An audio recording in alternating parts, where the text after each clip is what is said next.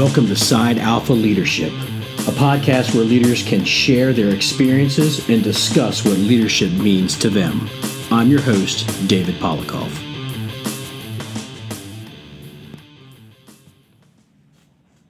Hi, and welcome to this month's episode of Side Alpha Leadership. I'm your host, David Polikoff, and I'm pleased to have a good friend of mine and a fellow instructor, Tony Tricarico, who I've known for probably about 7-8 years now, maybe a little bit more. So, Tony, welcome to the show, and tell everybody about yourself a little bit. Hi, Dave. Thanks for inviting me. I appreciate that. My name is Tony Tricarico, as Dave said. I was a career firefighter in New York City Fire Department for 29 years or so, and I was a volunteer firefighter prior to that on Long Island. So I got a total active service to this day, about 42 years.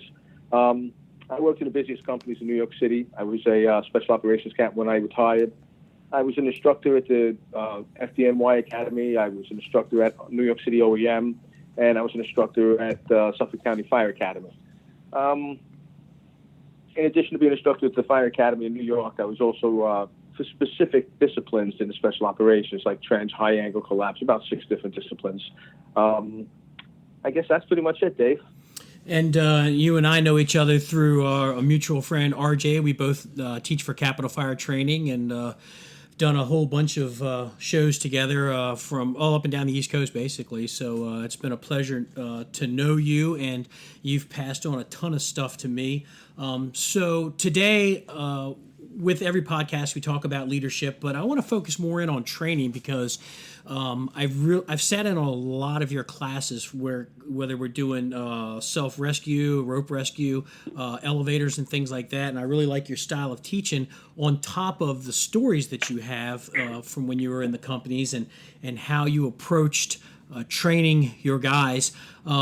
So for a lot of the newer officers that are out there that have just gotten promoted, or even some that have some time on, how is your success and your secret to getting buy-in to training with the guys? I know you're one of those kind of guys that every day you're at work, you're training, whereas most guys would just as soon come to the firehouse and sit on the couch. How did you get your guys off the couch, and how did you get them buying into the training? Well, it's a self-motivated type of operation. I always liked training. Going back to when I was a fireman in 19 truck, when I was a fireman in 42 engine. Well, when I walked through the door in 42 engine, I had come out from being a volunteer fireman, and I thought I knew what I was getting into. And after that first night tour, I had like 6 structural fires, 30-something runs. I went in and out, up and down, all around. And when I drove home the next morning, I was like, what did I get into? I couldn't believe what I had been through. So basically, realizing that I didn't know anything, these guys taught me day by day. When I was a 19 truck, I was fairly new in the company. I was sitting in the house watch doing a roof rope, repacking roof rope and retying it. It was something we did every week. And one of the senior guys walked in, and we were 3 new guys in there. And he says, I wouldn't go off the roof with any one of you guys. And I looked at him, I said, you wouldn't go off the roof with me? He says, no, I wouldn't go off the roof with any of you guys. You don't know what you're doing. And he walked out. And I knew that day that I was going to make sure nobody ever turned around and said they wouldn't do something with me because of lack of trust or lack of thinking that I had a lack of knowledge. So that was the self-motivation part of of why I trained. And I know that paid dividends as you moved forward in your career.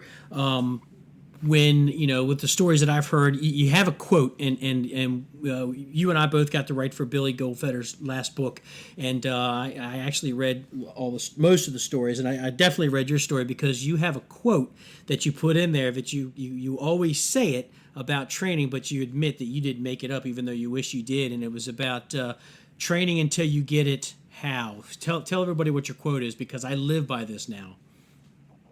Well, professionals train so they can't get it wrong.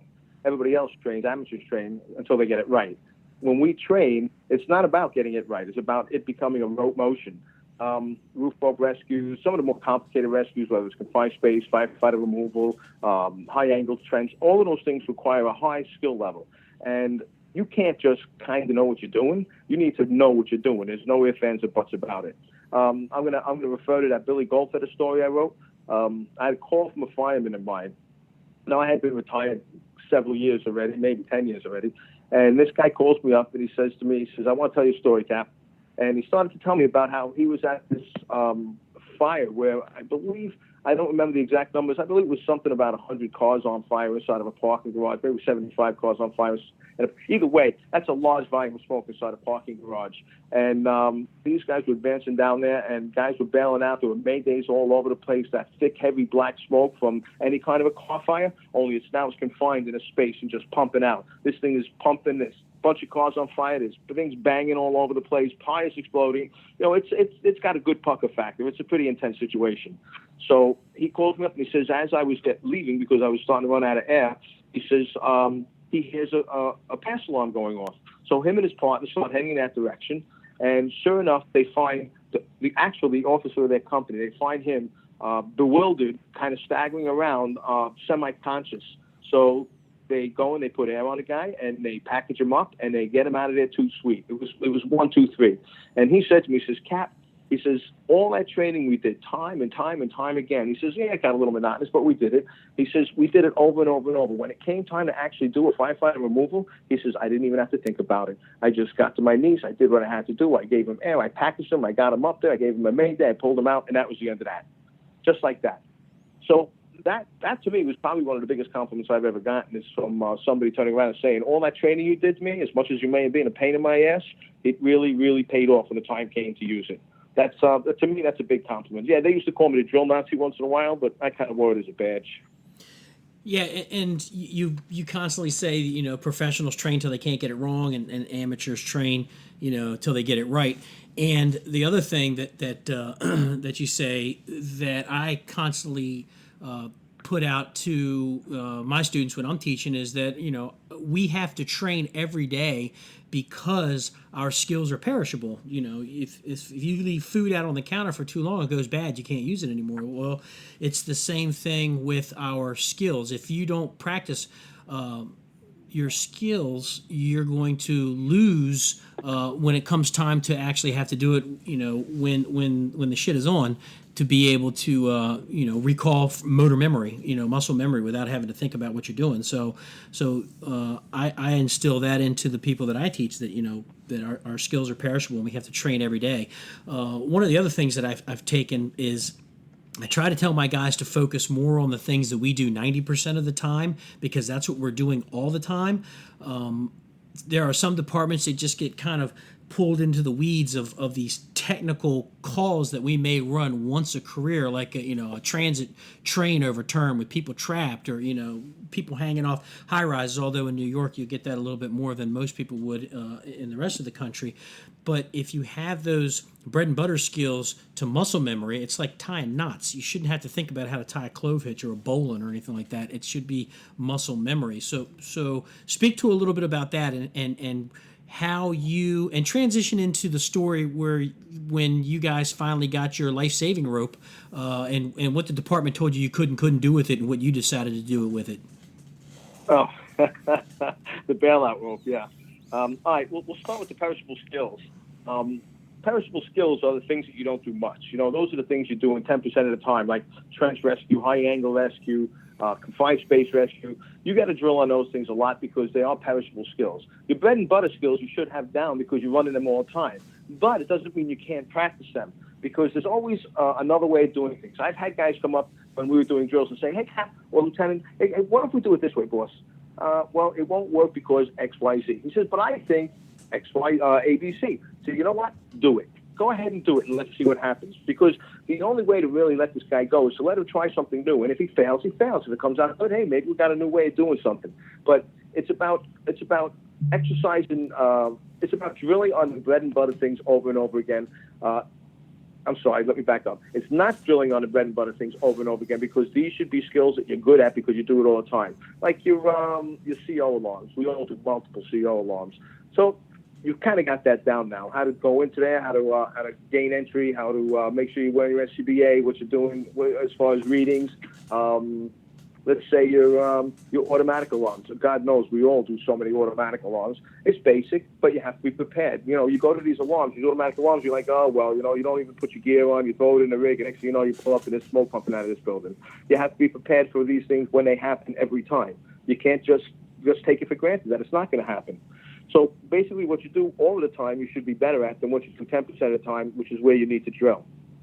As far as the bailout rope goes, so we go back to when the New York City Fire Department starts to give us back our bailout ropes. We had bailout ropes once; they took it away, and with the death of, with the Black Sunday incident and the death of the 4 members there, well, 3 of the members were because of bailout ropes. One was Stefani in Brooklyn. It wasn't because of a bailout rope. He got caught in the basement, but that's a whole other story. Anyhow, so we finally get bailout ropes back, and we go to the Rock, the New York City Fire Academy on Randall's Island. We call it the Rock. We go to the Rock, and we get trained. So we go through the classroom, we go through the packing, we go through the tying, we go through how to do bailouts, how to do remote bailouts. You know, they run through the whole gamut of things.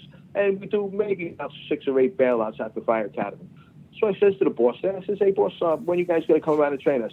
Well, he tells me he's got this fire engine that is set up with a wall that comes down, so they go firehouse to firehouse, and the wall goes up hydraulically, and then you can bail out off of the top of that. It's not far. It's only about 10, 15 feet, but it's a good opportunity to train. And they said they're going to be around twice, 3 times a month.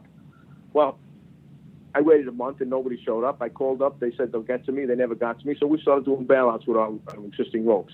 And so now when we start to do bailouts, every single tour, without exception, every single tour, both the day tour and the night tour, we would go out into the yard. We had a nice high platform for bailing out and spacing for high angle. So we go up there and we do bailouts every day. I went and I obtained, let's say, a landing mat from the Operations Command and had safeties on it, and we would bail out over and over and over again.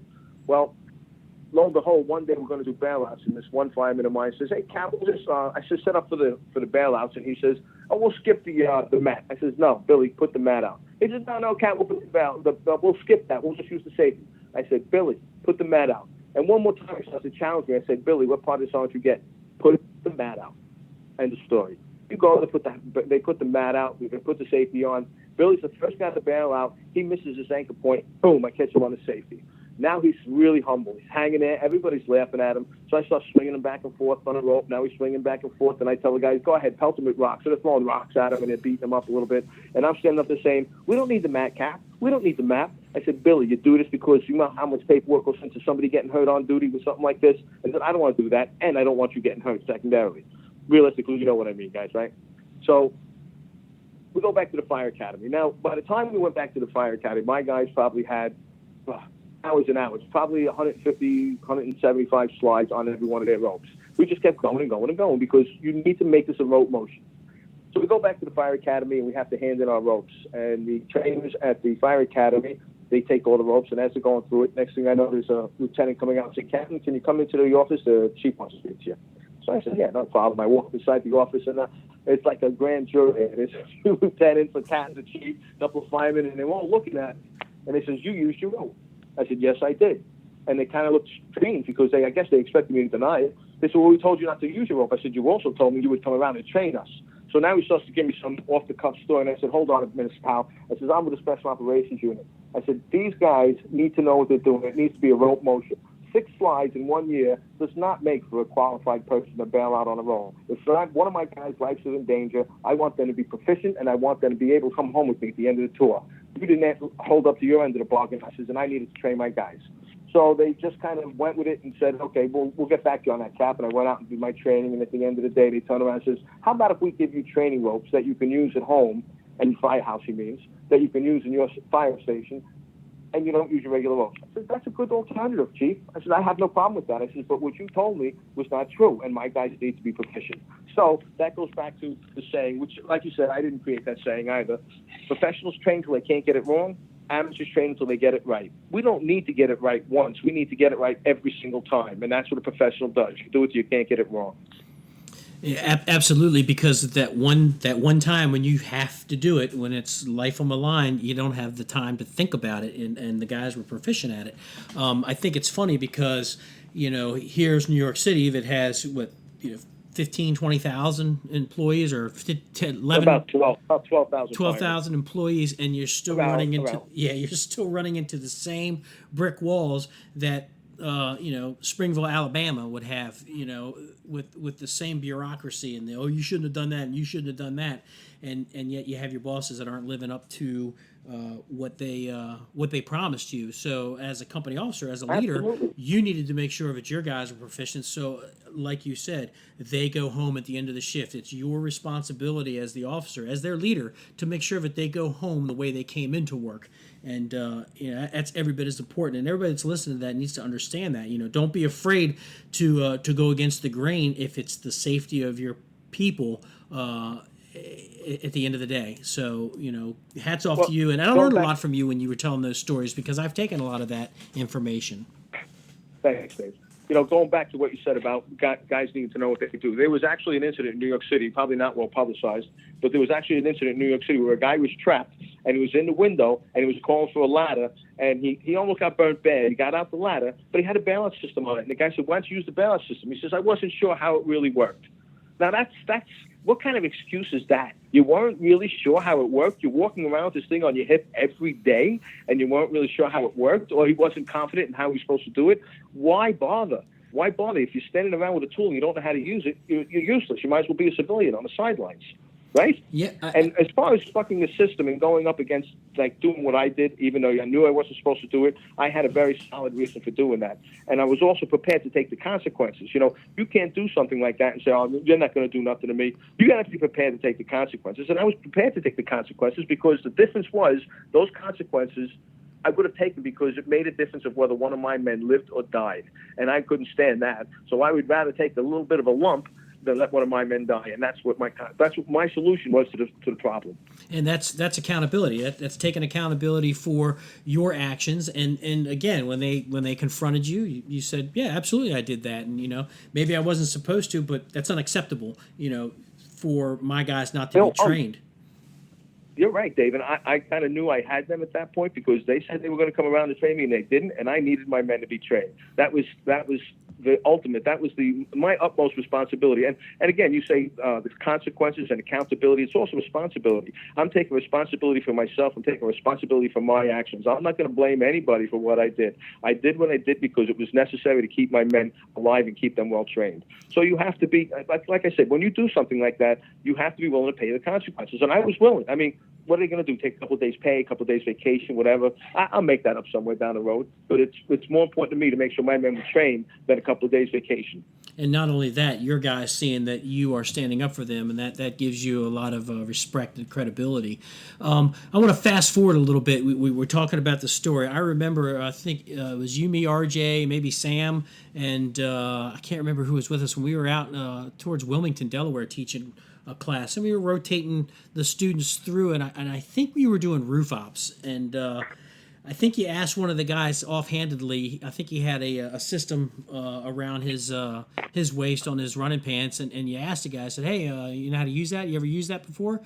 And the answer you got from that guy changed the way that we did things the rest of the day. The guy said, "No, I've never used it. I don't know how to use it." I remember that. And you looked at him Yeah, and are you kidding me? You have this built in, and you started asking all the guys, and you just got the deer in the headlights. So we changed that entire station from roof ops to bailouts, and you taught every single one of those guys that came to that class how to use their systems. That's taking responsibility. We couldn't leave there in good conscience knowing that those guys had equipment that they didn't know how to use. Absolutely. I had a training session once, because I've worked with several different training companies, and I was somewhere in Pennsylvania, and a guy wanted to show me his new rescue squad. And because I was the captain of the squad, and special operations was my game. So he took me there, and everything was brand spanking new. So I took out one tool, and I says, "This looks like it hasn't been used." He says, "No, we haven't even used that yet." I says, "Is there gas in it?" He said, "No." I couldn't believe it. I put it off to the side. I said, "This tool's no good." And I went through his rig after about 5 tools that I said were no good because he doesn't know how to use it. He didn't train on it, or they're not filled with fuel, or whatever the case. He was done with me. He didn't want to hear my thing no more. I said, "I appreciate what you're showing me here." I said, "But just because you have the name rescue, or just because you have the name squad, if you don't know what you're doing, then you're useless. You might as well be civilians. You could be anybody on scene, because everybody can stand around with their hands in their pockets. It's the people who step up and take charge, the people who step up and do the job. Those are the people that you want involved in whatever the operation may be." And that's a fantastic point. Knowing the equipment that you have on your rig and how to use it, and if you're not prepared to either use it because it's not ready to be used, or you don't know how to use it, you're no better than the people that are calling 911. And the running joke in the fire service is, who do the people from 911 call when they have help? Of course, in New York, you'll say special operations, but at the end of the day, if you don't know how to use the tools that are on your rig, you basically, to quote a buddy of mine, you're just a dude dressed in a fancy outfit that's pretty expensive with a cool hat. Yeah, I call it a bumblebee outfit. You just look like a bumblebee standing in the street parading around. Right. And what you were saying about training and showing up on scene and know what you're doing. In New York City Fire Department, when I was rebuilding the Squad 252, when I was rebuilding that after 9/11, I had to go through a lot of people to build my company. I went through, just to get the first 15 guys, I probably went through 45 people, because not everybody is capable of being a special ops person, and not everybody has the aptitude to be that. Listen, you don't need to be a rocket scientist to do any of these things, but you need to be good at it. Some guys are really good enginemen, but you give them a saw and they really don't know what they're doing. So you know what? Stay an engineman. You're really good at it, and people need good enginemen. If you go out the engine guy, the fire don't go out. But with the special operations attitude, I needed a certain aptitude to make sure that these people had the capabilities to do what's necessary. And one of the things I told them, which really should be the mantra of every fire company in the nation, the things that I told them was, you can't say you can't. You're a special operations guy. When things are going sideways, when it's hitting the fan and the chief needs help and his eyes are looking really big and he turns around and says, Tony, this is what's happening. Make it right. I tell you, no problem, chief. I said, you two guys do this, you two guys that, you and me are going to do this. Go. And we just scramble. And when you go out there, the chief can count on you. The chief knows when he has a problem, or when something's going sideways and bad, he can turn to you and say, Dave, I need this done. And he knows that you're going to get that done. That's very important. And when you do that, the chief turns to rely on you. You can't say you can't. And that should be for every company. Yeah, it's last month I had the pleasure of interviewing a Navy SEAL, an operator. He did 30 years in the teams, and listening to the stories that these guys had, that's who they call for special operations out there. And if you want to call it the tip of the spear or whatever cliche, statement you want to make about special operations, at the end of the day, you're absolutely right. You can't say, well, I can't do that, because if you can't do that, who can? Who do we rely on to get this done? And it's funny, when you talk about squads in New York City and rescue squads in New York City, two different things. And I made the mistake one day of talking to one of the guys at Rescue Squad 1, and I called it Squad 1, and that was like a no-no. I was just talking to the guys. Even just calling it Rescue Squad, those guys don't like that. They have the rescue and we're the squads. Right. And they like to turn around to us and tell us we're the JV. No, which really we're not. We have some fantastic talent in the squads, and a lot of guys from the squad they start the squad, they learn their craft, and move up to the rescue. Which when I was interviewing guys to bring them into the squad, I always told them, I got to get 5 years out of you. I'm not going to train you and lose you to a rescue in 2 years. I need you to give me a 5-year commitment. And they would. And there's many, many guys who come to the Squad 252 that are now in the rescues throughout the city. All 5 of them. Yeah, absolutely. And we work with a couple of those guys. So, so for the people that are listening to this, give a brief explanation of what the difference between squad and a rescue squad, or a rescue in New York, so the guys kind of have the idea, so they don't make the same mistake that I made it was strictly by accident. It was just a slip of the lip when I called it the squad as opposed to the rescue. Okay, so or the rescue and the squads. I'm sorry, what was that, Dave? I said in the Bronx they call it the rescue, right? Well, yeah, because it's the Bronx. Bronx. Nobody ever says the Bronx. It's the Bronx, right? Right. So anyhow, so the difference between rescue and squad, there really is no difference in the training. We all train to the same levels. The rescues have divers. The squads do not. The squads have tenders. But otherwise, all of the skills as far as the disciplines go, all of the disciplines, confined space, high angle, trench operations, collapse operations, we all have the same level of training. So, for instance, in my company, I carried 4 trench maybe I carry 2. Either way, 2 or 4 trench panels is what a squad will carry. Because we show up to a trench, we have to be excuse me, Dave. When we pull up to a trench, we have to be able to initiate a rescue. So what we would do is we'd be able to get a couple of panels in and shoot some struts and be able to maybe get a barrel around the guy and just keep this guy alive until the rescue shows up, and they probably have another 8 panels with them. 4 to 8 panels with them. So now we can actually start to expand our trench operation and rescue this guy. Confined space, same thing. We start to set up mechanical advantages to get a guy in and get a guy out. You never put a guy in without giving a... Here's a quick sidebar on that. Never put a guy in without getting a guy out in a confined space rescue. I pull up to a manhole. I'm working Squad 18 in Manhattan, and we got this manhole is steaming, and there's 2 people standing there, and there's these people fighting, and one of the guys fell into the manhole. Now, there's hot steam coming out of these manholes. You've ever seen them where the smoke is coming out of the ground? They usually put these big orange funnels around it. Well, I look down, and this guy's a lobster. He's dead. He already fell 15, 18 feet, and he's laying in a puddle of steam. I put my hand over the hole, and I pull it away immediately. It's way too hot for anything. So I get on the air, and I tell him what I got. I tell them the steam shut down. I tell them that I have a DOA, and the world lights up. Everybody shows up, including the police, ESU. Now, ESU is the first person that shows up besides us on this, because it was originally just an EMS run, a fight in the street. So we set up our mechanical advantage to get a guy in and a guy out. Well, ESU comes running up, and they get a guy, and they put this guy in a rope, and he's going to go in, but they don't have a way to bring him out. I says, dude, you shouldn't be going in there without getting out. I says, and it's really hot. You shouldn't get in that hole. And he puts his hand up, like, talk to the hand. They know what I'm doing. Well, this guy goes and sits in a hole and rolls out of there, and about a half hour later, I see him cutting his pants open, and he had steam burns all over his legs. Anyhow, so we go back to the disciplines. We're all taking the same disciplines. The rescue has a lot more tools. And now, for instance, a collapse operation, we have in the Bronx, Rescue 3 has a collapse rig. I think actually there's one in Brooklyn now, 12 years, so things have changed. They have collapse units, which is a tractor trailer with all kinds of tools and cut tables and panels and whatever you 4x4s, 2x4s, 2x8s, 2x6s, everything you need to put this thing together. Nailers, cutters, everything. So the collapse unit responds. So that's the difference between a rescue and a squad. A rescue is a much bigger toolbox than a squad. One of the things I like about the squad is that we do all 5 disciplines of the service. We do hazmat work, we do engine work, we do truck work, we do rescue work, and we do EMS. So we do all 5 disciplines of what the fire service does, which is kind of a bonus, because one day you're on a line pushing down a hallway, knocking down some fire. The next day you're sent up to the top floor to start pulling ceilings for a cock law fire. And the next day you're doing a trench or a collapse, or maybe there's a firefighter down. You got to go grab somebody. So it's really a lot of versatility in the squad. And you got your own first do area as well, correct? Absolutely, yeah. You have first do, second do, third do engine. So so let's talk a little bit about your time in special ops and how did you go about? I mean, the discipline to being able to be an operator in special operations, even in New York or anywhere.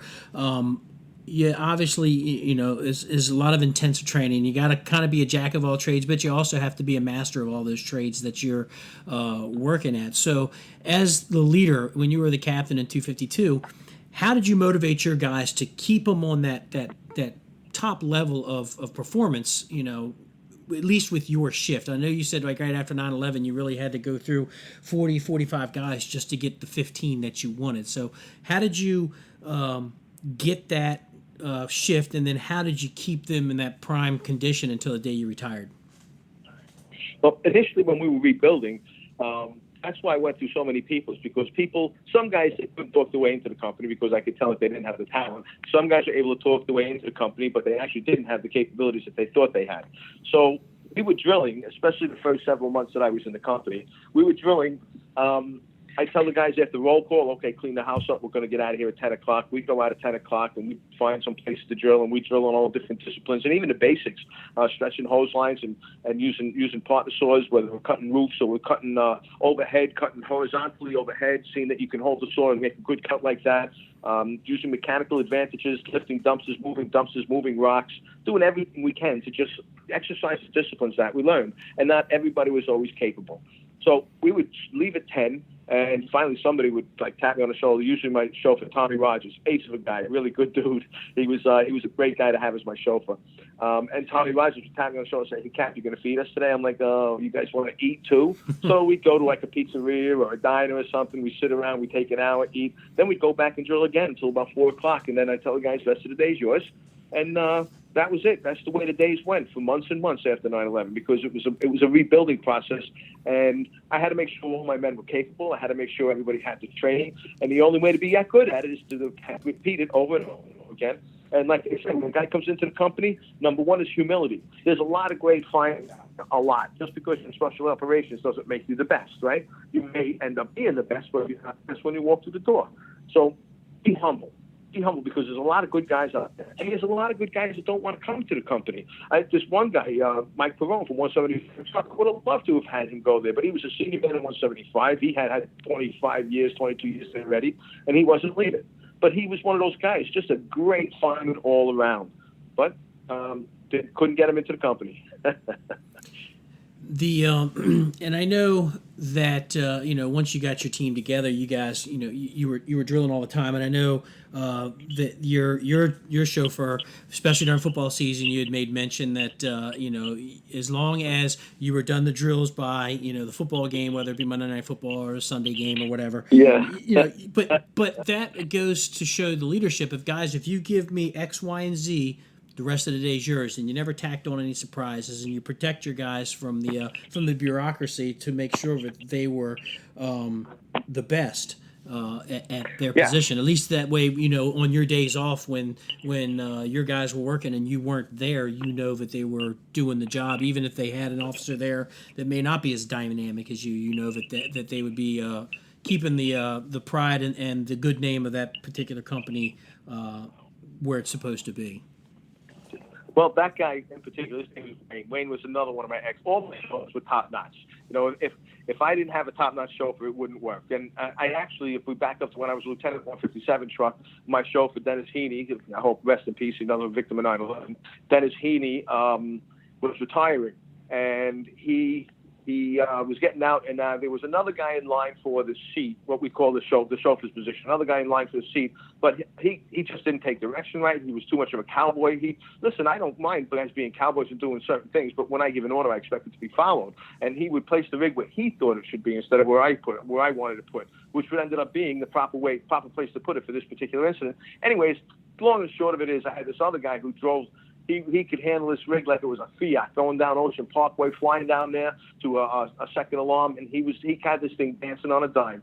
So I ended up picking him over the first guy. And the first guy was all mad at me. He was upset with me. But I need a guy that I can trust. I need a guy who's able to follow orders. I need a guy who, when I turn around and say, Dave, we're going to do X, Y, and Z today. Make sure the men are ready online for this. No problem, Captain. He goes, Lieutenant. He goes downstairs and makes sure it's happening. Wayne was one of those kind of guys. He was an ace of a chauffeur. He could make that rig dance, that squad dance, going on any road that we wanted. He was just an excellent guy. Excellent guy. I was proud to have him as my chauffeur and my senior man. Did you ever get a chance to actually empower your guys to actually lead drills that you may have been part of, but you didn't actually lead it? You just said, like, hey, I know you're riding, the back step, but today I need you to lead this particular drill, and let them, kind of shine their own light. Did you ever get a chance to do that? Absolutely. Guys ran a lot of drills, especially after we had the initial several months of heavy duty training, we backed it off, but we would train every tour, both day tour and night tour, but it wouldn't be hours and hours and hours. Listen, sometimes a drill would only be 20 minutes. Like for instance, we were doing a fast pack, and we'd sit on the apparatus floor, we'd take the fast pack and close your eyes, and what you would do is you put an SCBA in your pack, you put a guy in an SCBA in front of you, and with your eyes closed and your gloves on, you take your SCBA, you take your buddy pack out, you give him that, you disconnect him, put it on there, you disconnect his face piece, and you hook it up to the fast pack.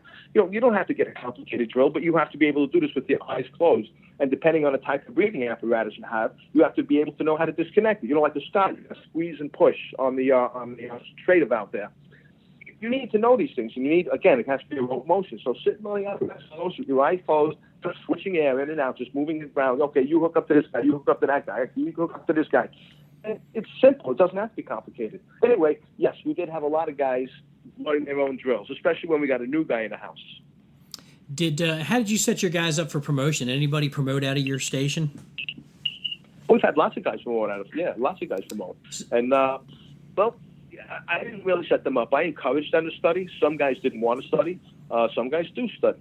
And, excuse me, I actually have had quite a few compliments come along from my lieutenants and my firemen who have become lieutenants, captains, and chiefs on the way that I would run my company.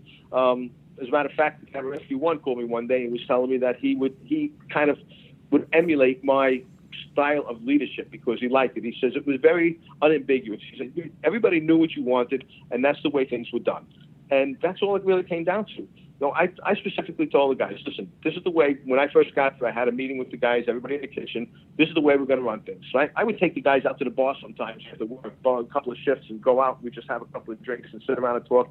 This is the way I want things to run, okay? I'm not beyond above reproach. If I say something or do something and you don't think it's right, you can ask me why. You can question me, and I'll explain to you why. I mean, not on the fire ground. But I was also on the fire ground to a point where I remember this one job we were having. We were digging guys out, and and I said, "This is how I'm going to do it."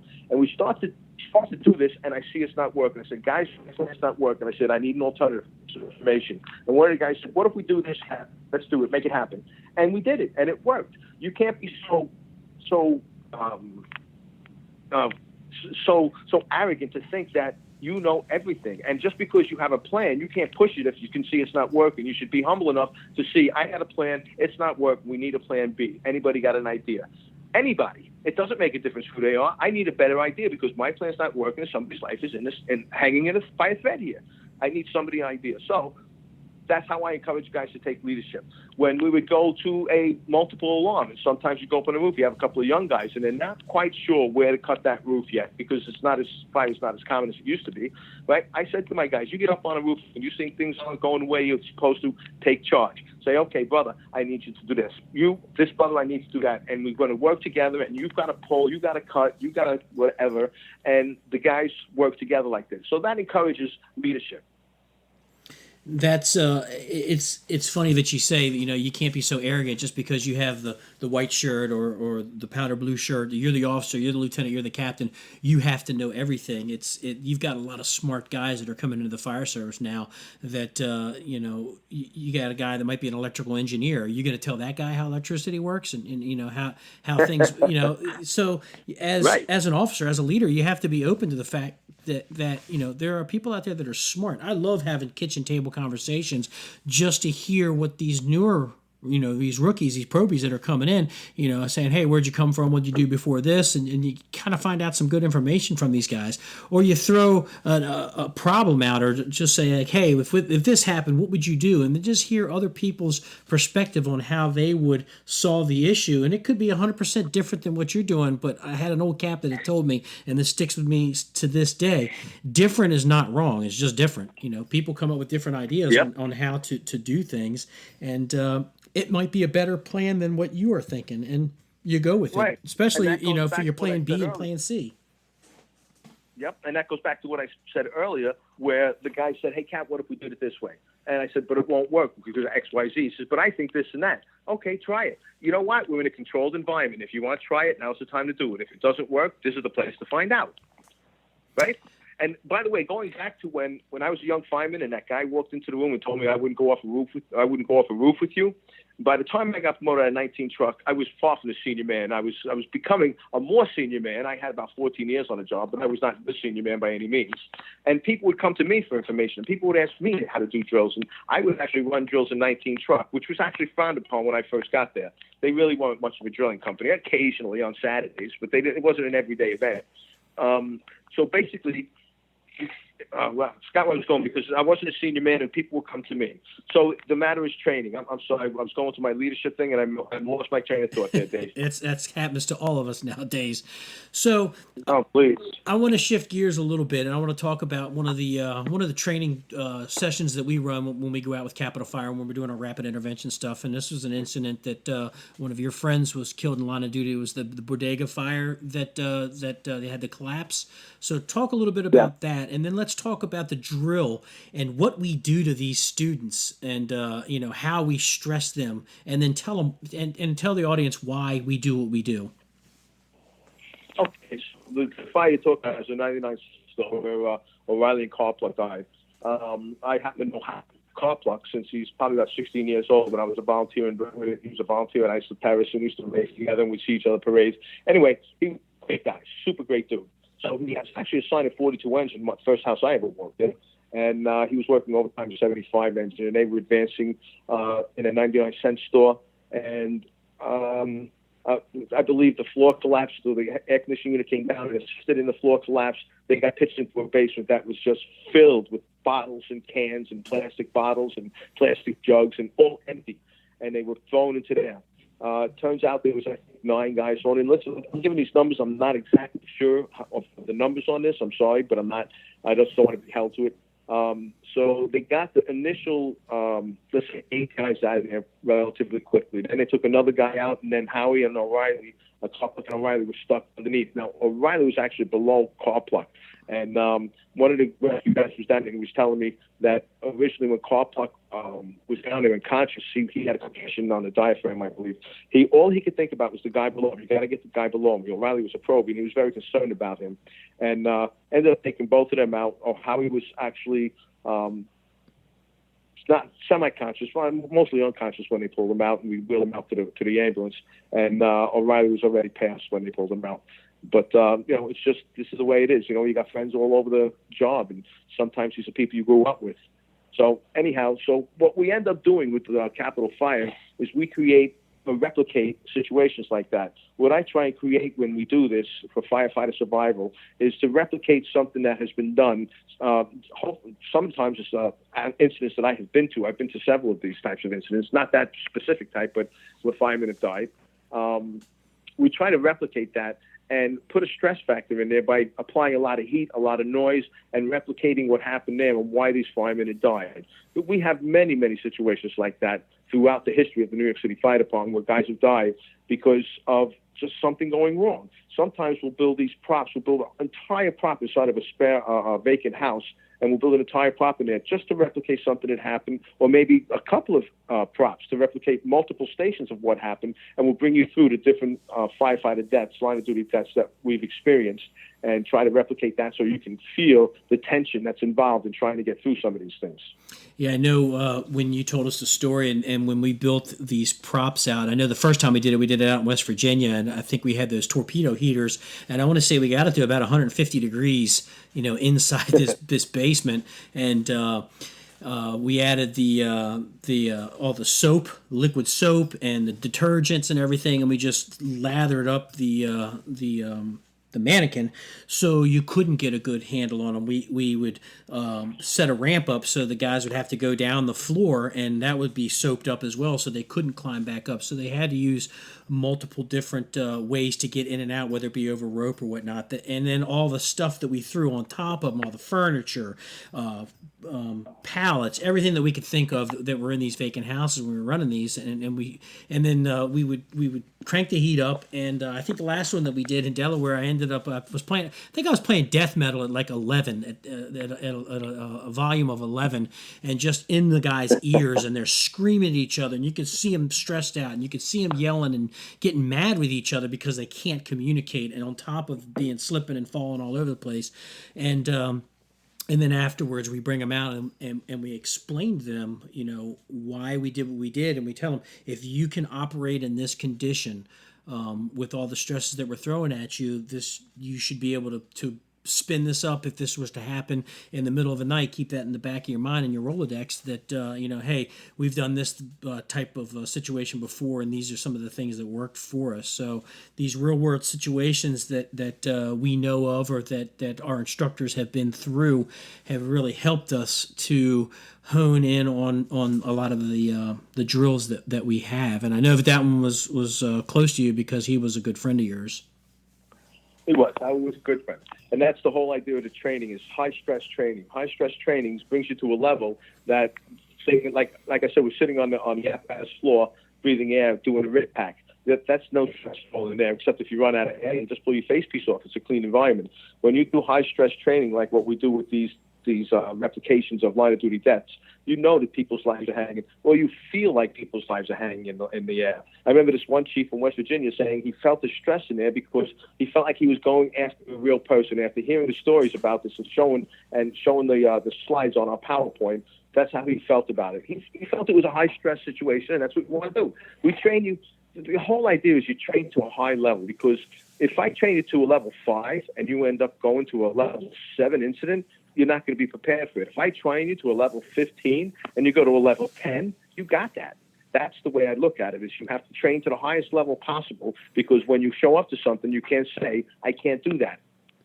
Yeah, and I know when we do especially when we do our rapid intervention training for Capital Fire, we try to make it as, I don't want to say unrealistic because people get themselves in terrible situations, especially firefighters, but we try to make it, like you said, make it at a 20, where you'll probably never see the type of scenario that we're going to put this mannequin in, that you have to get him out. But in reality, when you actually encounter something like this, and it's not a 20, like you said, it's a 10 or a 5, you got this. You're in, you're out. Right. It's that whole train it till you can't get it wrong, especially when it comes to being the rapid intervention company.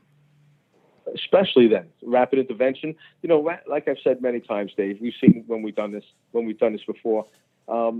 Rapid intervention it's one of those things where, like, we're a rapid intervention team. It's the most boring job on a fire ground until you're needed. Once the rapid intervention team is needed, not only is it not boring, but you're the most important team on a fire ground because you're going after one of the brothers or sisters, and that's what really counts, right? That's when your skills have to be played out, and that's when you, whether you're a truck company, engine company, however your department works, you need to have your skills at top levels because it's one of your brothers in there or sisters in there. We try to, even when we're teaching this on the road, we try to make these guys dynamic as, hey, just because you're the rapid intervention company, you shouldn't be, planted in the front yard, just standing there, hoping, being miserable because you're not inside. But, what do the ladders look like? What do the conditions look like? What does side Charlie look like? Somebody might need to get around to the rear. You might see something. Maybe there's a wall that's buckling that we haven't caught. Maybe some wires have burned down. So we try to train these guys to be dynamic when you're the rapid intervention company, because if you end up just standing in the front yard, you're missing stuff, you're complacent, and we all know complacency kills. We want to make sure that you got your head on a swivel and you're taking a look what's going on. You are the second eyes for that incident commander or for the safety officer, so you can throw something out there. Maybe you need to redeploy your rapid intervention company to a different side of the building because that's where everybody's working. It doesn't always have to be on side A. So that's some of the things that we try to instill. So we're coming down to the witching hour. We're going to wrap this up a little bit, but I want to get some final thoughts on some advice that you can give some of these newer officers, these lieutenants that are these drivers and firefighters that are going to be coming up through the ranks, and how can they, as junior officers, and we're not running the fires like we used to, so we don't have all of this this on-the-job training, these fires. We don't have all this salt under our belts anymore. It's kind of hit or miss with today. What advice would you give these new people when they come into the stations to be able to operate as an officer, and how do they build credibility, and how do they add to their leadership? How they build leadership? Okay, I think the first thing I would say is come in quiet.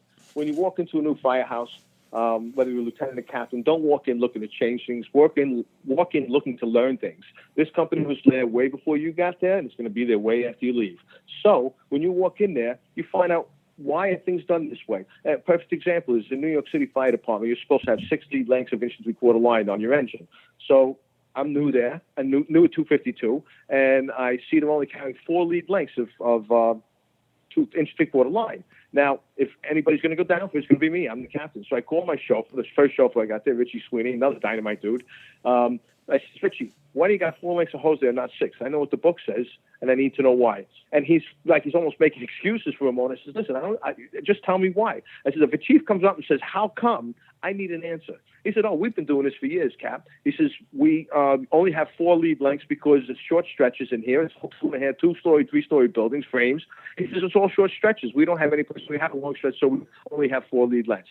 I says, how long have you been doing this? He says, longer than I've been here. I says, and it works? He says, yeah. He says, good enough for me. And I'm done. Look, I don't know what the book says, but just because the book says it doesn't always mean it has to be. This works for this particular company, and if a chief comes on a situation, I have a reasonable answer for him. And I'm willing to take the shot for it. Again, this is the way they did it. I'm not about to change that. You let things like that go. You can't always be 100% by the book.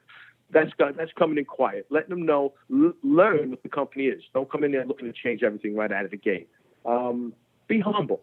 Listen, there's a lot of good firemen on the job, and even if you're a really good fireman, be humble.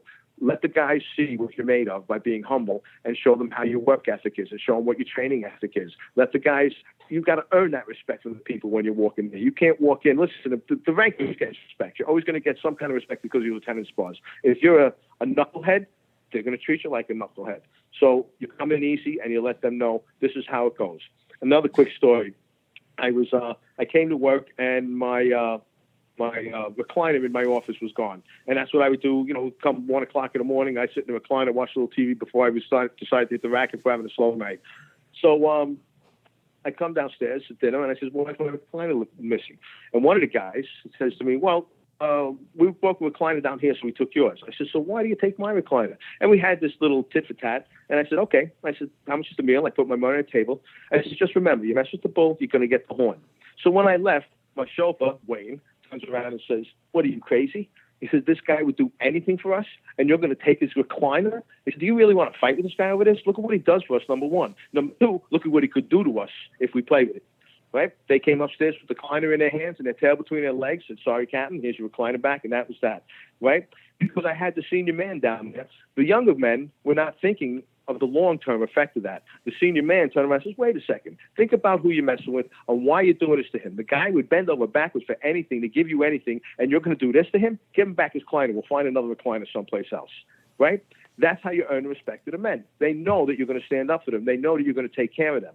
And even if I had a chief admonish one of my men when I wasn't working, I would go to that chief on a later tour, and I'd speak with him about it. And I'd say, is this a Tony and Dave's conversation? Or is this going to be a Captain Tricarico and a Chief Polikarp conversation? And usually it would be a Tony and Dave, and we could talk like men and resolve the issue. And the truth of the matter is, when one of my guys does something wrong, I'm responsible for it. You don't beat on my men in the street. You come and you beat on me. I'm the guy that takes the brunt of it. I'll beat on my man back at the firehouse, but you don't do anything to anybody but me. I'm the guy in charge. And that's the same for my lieutenants. And lastly, what I'd like to say is you can learn from the jerks too. When you see an officer who's a knucklehead, who does stupid things, who makes bad decisions, learn from them. Don't make the same mistakes he's making. Not everybody's a good officer. Some people are just really good test takers, right? Learn from the bad guys as much as you learn from the good guys. And I'd have to say that guy who, when I was a 19 truck, and he told me he wouldn't go off the roof with me, years later, I was either a lieutenant or a captain by the time, we had a company reunion, and I was sitting in the corner with all of those same old timers. And I know that they respected me. I know that just the way they talked to me and the way they admired my career so far. These guys are retired now. And I said, I am what I am today because of you guys. You guys taught me the ropes. I remember going down a hallway and I was scared and I didn't think I could go any further. And you talked me through that and gave me more experience. I remember being on the roof and it was the first roof I cut. And you guys were the guy that held me by my tail of my turnout coat, which, by the way, I was thinking to myself, this guy's got me by the tail of my turnout coat. I don't even know who he is. I got fire rolling over my head. I'm cutting the roof. I said, who is this guy? What am I doing up here? But these guys taught me. And I wanted to let them know that it's those guys, the senior men, when I was a kid, that taught me the trade that made me the successful person I was in my career. Yeah, I think that's sage advice, especially when you're talking about the senior man. Just because that guy's not wearing the lieutenant bars or the captain's bars, that guy's a fountain of knowledge. Especially once you feel him out and you realize that this guy is going to be your advocate, like with the recliner. He's the one that's going to set the tone on the floor when you're doing your admin work up in your office. He's the one that's keeping the guys in line, making sure the firehouse is clean and the trash is out. So when you go to get relieved after your night tour or you finish your day tour, that other lieutenant or captain's coming in, he's not stepping into a mess. He's stepping into a clean firehouse because your guys took care of that. So that's fantastic advice when you being the lieutenant or the captain, be humble, learn from your senior man. And also, I've said it before, you can learn a lot from a bad officer. And as long as you recognize that it's a bad officer, those are the traits that you don't want to have. And you always keep those in the back of your mind. You'll have a lot of good officers and you'll pick things up from them, but it's the bad officers that you really want to remember. So when you become that officer, you can ask yourself, am I like that guy? Am I bad like that guy? If I'm not, then I'm on the right path. So that's fantastic advice, Tony. And again, I appreciate you coming on here and talk. I got one more thing I want to add with the bad officers, Dave, is that I remember working with guys in 19 truckers. We were studying for promotion, and we would see somebody do something, and we'd laugh about it. And I says, if I ever become an officer and I do that, I said, give me a swift kick between the legs, because you need to be reminded that don't be a jerk. right? You're an officer. Don't be a jerk. And lastly, I know you want to cut me off here. Lastly, I want to say, do your work. Do the office work. Don't leave all of your work for the next guy coming in. When I was saloon lieutenant, I did all my paperwork, and then I do enough paperwork for the guy coming in that he didn't have to do anything till the next morning. That's appreciated. And that's how come when I was looking for a spot, I started getting phone calls. I narrowed it down to 3 companies I was looking for. I started getting phone calls. Hey, listen, I got it open. You want to come over here? Oh, I'm waiting for this guy. I'm waiting for that guy. And when I finally did get the spot I was looking for, a week later, another spot I was looking for opened up, and the guy called me to take me in there because they know that you're doing the right thing in the fireground. They know you're doing the right thing in the office. They know you're doing the right thing as a trainer. The chiefs see it. The captains see it. The men see it. They will want you to be an officer as opposed to saying, oh, we don't want that guy there. Right? That's what you want. You want to be desired into the company and show them what you're made of. Absolutely, and yeah, you don't want to leave that mess, for the next shift coming on.